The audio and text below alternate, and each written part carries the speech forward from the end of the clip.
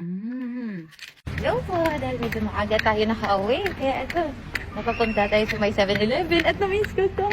7-Eleven cravings! Yay!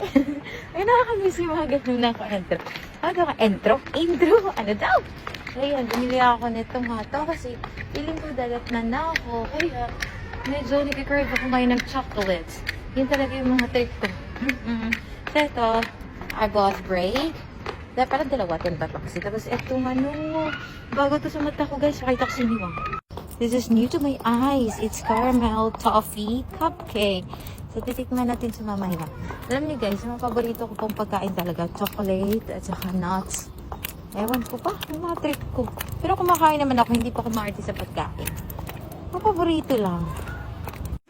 Silent reaction video. Ay, silent.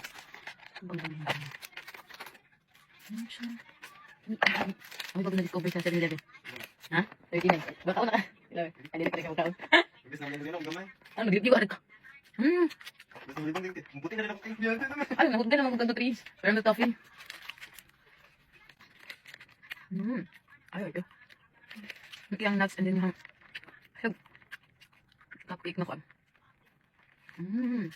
Nakaon ka niya sa yung coffee shop.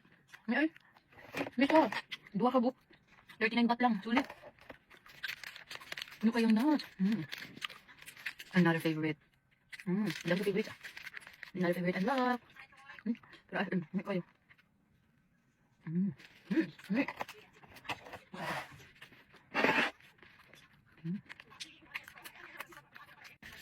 Ayan niya.